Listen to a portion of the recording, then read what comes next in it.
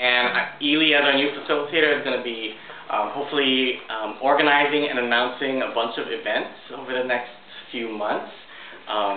And this is kind of the first event of the fall where some of us are getting together, but of course I also invited some of my random friends who I love. So it's not just a night to our event. But I'm also so glad that Teresa contacted me to talk about Linda Pauel. So maybe Teresa, can you say a little bit about it? Sure.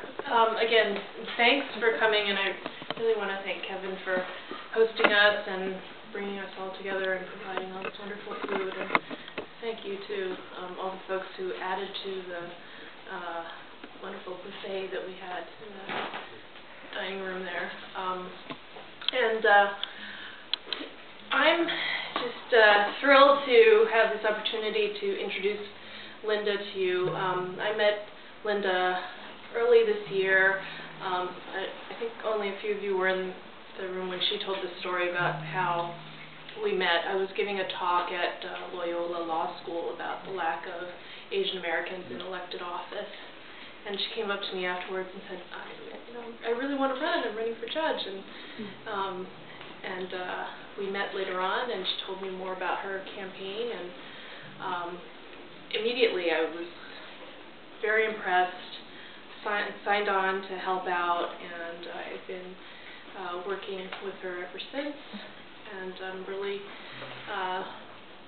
happy to have this opportunity to have her meet you and to tell you more about her campaign. Thank you. Yes, I'm Linda Pauel, and Teresa is very nice, and she left out some of the most important parts, I thought, because when I ran down to the front of the room after Teresa finished talking, I was like, look, I want to run for judge. You know, I'm part Chinese, but I'm gay. And I waited to see what she was going to say, and she's like, great! I know so many people who would just love to meet you. And so, you know, and really, that is actually a part of what my reservation was in the outreach to all of the communities that I'm a part of. And I'll tell you a little bit in a minute about some of those. But, you know, that's part of what this process has been about, is really coming to terms with, you know what, we need to reach out, and we need to not be afraid of this idea that we have that there's going to be resistance in some communities to us and to our candidacy, because it's really essential at this point that we start to run qualified people, and we need to have more APA people represented in our government. I mean, it is appalling that we are the 4th or 5th largest APA population in the country here in Illinois, and we are yet you know, not represented by a single person after the passing of Sandra Otaka. She was also a judge. So, you know, it's time for people to step up and to take that step.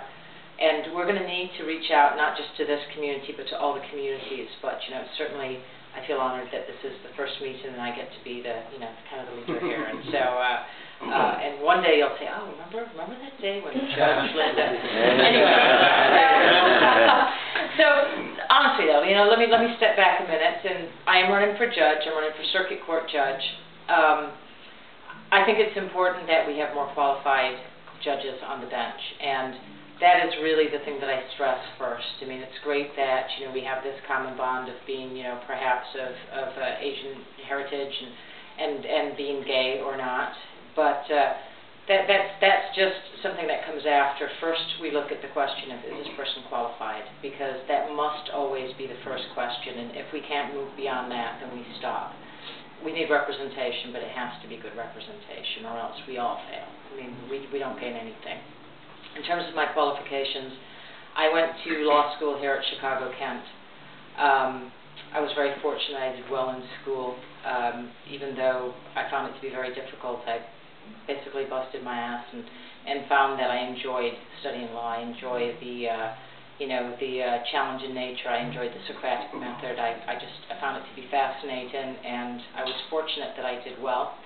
Because when you do well in law school here, you're kind of moved to large law firms, and it also pays very well. And when you have a lot of student loans, that's kind of a natural progression. So I did start out at a law firm by the name of Stacknoff and Weaver, which was known for being a fantastic litigation law firm. And I was an associate in their litigation departments, and I did mostly complex litigations. That was securities law, mostly securities law. I also did a lot of employment discrimination, though. And, you know, what I really, though, enjoyed the most and what I kept wanting to work on was the pro bono cases. And so I did some death penalty post-conviction work, and I did a couple of strip search defense cases. And, you know, that was where I finally said, look, you know, I need to go back into stuff that really I enjoy and that I feel is more of a public service thing, because that's why I went to law school. And I really felt I was going to law school because I was going to save the world. So I left and was looking at, okay, where do I want to go? And there were some different opportunities at the time. And I decided to go to the City of Chicago's law department. And a lot of people do not feel that the city is really, you know, public service. But, you know, that's not true. I mean, when I was looking, I went and I spoke with this woman who was like, look, you know, people don't think of ordinance violations as life, you know, changing things, but licensing issues, how many people are, you know, trying to get licenses, and this maze that they have to go through at the city, and we need people, good people in there who can help people out. The zoning issues, I mean, so many of the things that affect people really day to day are handled by the City of Chicago, and we need good people in there who care and who are going to listen. So this is where I went. I started out in the criminal division, rotated through the branch courts. I then went to the licensing unit, where we also, again, worked on liquor licenses, massage licenses, which affect our community more than others. And, you know, we can debate about how well we're treated in that area later. But I then wanted more jury trial experience. I went to the tort division, where, trust me, there's a lot of cases against the city. You get back-to-back trials there and jury trials. And then I was promoted to supervisor, and I've supervised in that area for a long time. So in terms of qualifications, you know, I've done federal work, I've done state work, I've done jury trials, I've done bench trials, I've done a lot of different administrative hearings. And, you know, I waited a long time before I decided to throw my hat in, because I wanted to make sure that when that time came, I felt that I was experienced and I was